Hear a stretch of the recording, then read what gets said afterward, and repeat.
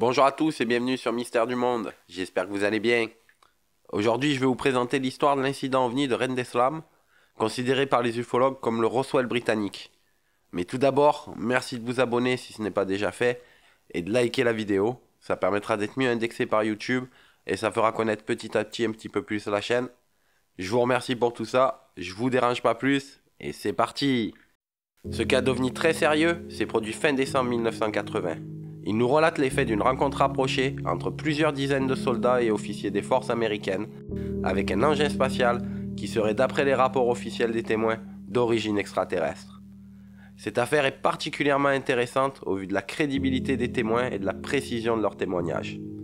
Cette histoire reste entourée de secrets, elle est devenue célèbre et connue du grand public suite à la parution des résultats de l'enquête de Nick Pope, qui était le responsable du bureau en charge des affaires OVNI de 1990 à 1994 au ministère de la Défense britannique. Nick Pope, grâce à un travail minutieux et des années d'enquête, affirme être convaincu de la véracité des faits et qu'il y a bien eu un contact entre militaires et un objet d'origine extraterrestre. La dense et vaste forêt de Rendlesham fait environ 15 km². Elle se situe entre les bases militaires américaines de Bathwater et de Woodridge, dans la région du Suffolk, dans l'est de l'Angleterre. A l'époque, ces deux bases abritaient des bombes atomiques, ce qui les rendait extrêmement importantes sur l'échiquier géopolitique durant cette période de guerre froide. Au cours des 2 nuits qui suivirent Noël, du 26 au 27 décembre 1980, des ovnis ont été observés dans le ciel et à proximité de la forêt. Tout commença au cours de la nuit du 26 décembre 1980. Il est aux alentours de 3 h du matin lorsque les sergents de l'unité technique John Burroughs et Gene Peniston, qui étaient de garde en faction au portail est de la base de Woodridge, aperçoivent d'étranges sources lumineuses non identifiées se déplaçant au-dessus de la forêt en direction de l'est, puis plongeant soudainement dans les bois à environ 1,5 km de la base. Pensant à un crash d'avion, ils signalèrent l'incident à la tour de contrôle, qui leur indiqua qu'il n'y avait aucun avion sur zone. Ils demandèrent donc à leur hiérarchie l'autorisation de se rendre sur place. Les deux gardes furent immédiatement rejoints par Ed Cambassag, qui effectuait une patrouille entre les deux bases et avait lui aussi aperçu ces mystérieuses lumières. Une fois l'autorisation reçue, les 3 soldats montèrent dans la Jeep de Ed et prirent une route en direction du bois. Arrivés aux abords d'une clairière, ils se retrouvèrent alors tous 3 face à un étrange objet ayant une forme triangulaire et pyramidale d'environ 3 mètres de hauteur sur 2,50 m de largeur. L'objet illuminait entièrement la forêt d'une vive lumière blanche. Ils distinguèrent une lumière rouge clignotante à son sommet, ainsi qu'une nuée de lumière bleue en dessous. Il y avait aussi énormément d'électricité statique dans l'air et l'ovni se déplaçait lentement à quelques centimètres du sol avant de s'immobiliser. Les militaires s'en approchaient alors jusqu'à quelques centimètres. Ils l'inspectèrent sans trouver d'ouverture, mais ils remarquèrent de curieux symboles d'environ 7 cm de haut sur 1 mètre de large qui étaient gravés sur le fuselage de l'engin. Peniston va alors toucher un des symboles et à ce moment précis, un éclat de lumière l'a complètement ébloui, ne lui laissant entrevoir qu'une série de chiffres composés d'une suite de 1 et de 0.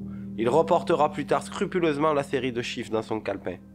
Puis au bout de quelques minutes, l'ovni a commencé à manœuvrer à travers les arbres. Les soldats l'ont alors suivi jusque dans un champ où il a brusquement jailli vers le haut, éclairant d'une lumière brillante sur eux. Puis l'engin s'éloigna à nouveau vers les bois pour enfin disparaître dans le ciel à une vitesse vertigineuse. Les 3 soldats rentrèrent alors faire leur rapport à la base et constatèrent que leur montre synchronisée au départ sur la même heure avait un décalage d'environ 45 minutes.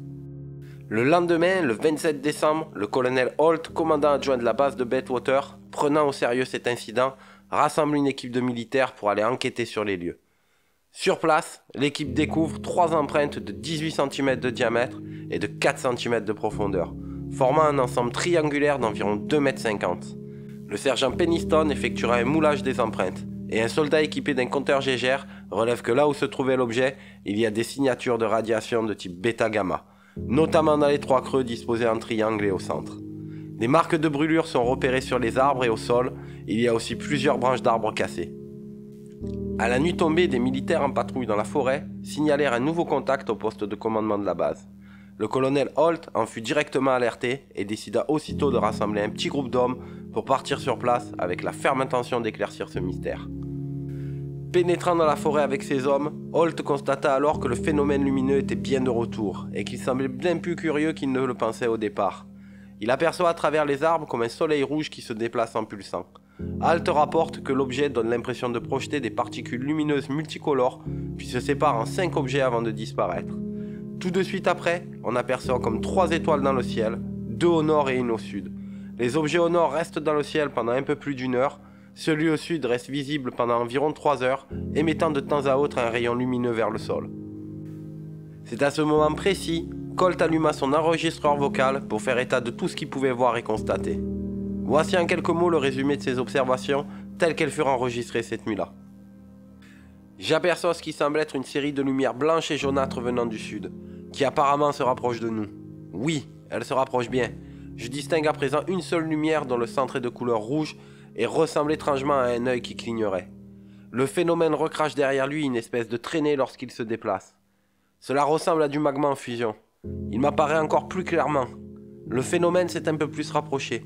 De nouvelles formes lumineuses viennent de faire leur apparition au nord cette fois. Nous continuons notre progression. Je peux voir désormais très nettement la cause de notre première observation.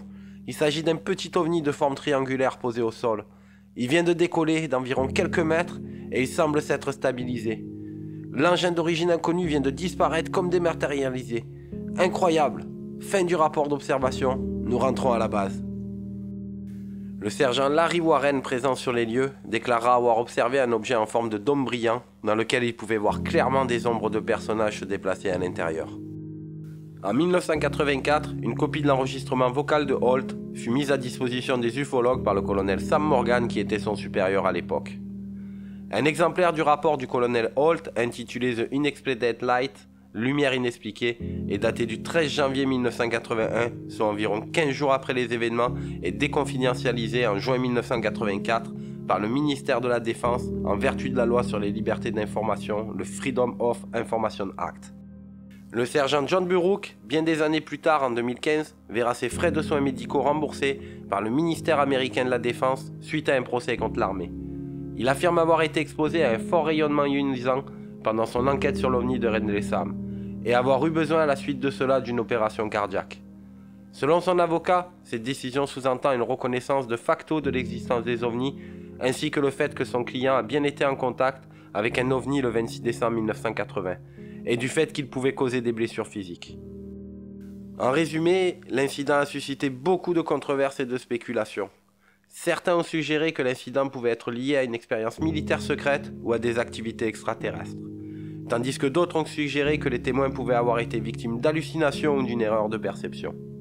Au final, le gouvernement britannique a publié un rapport officiel sur l'incident en 2001, concluant que l'objet non identifié observé était probablement un phénomène naturel, comme une boule de feu. Voilà, nous arrivons à la fin de cette histoire. Dites-moi en commentaire ce que vous en avez pensé. Likez et partagez la vidéo, bien sûr, si ça vous a plu. Je vous remercie d'avoir regardé. Je vous souhaite de bonnes fêtes à tous. Je vous dis à très bientôt pour une nouvelle affaire. Bye bye.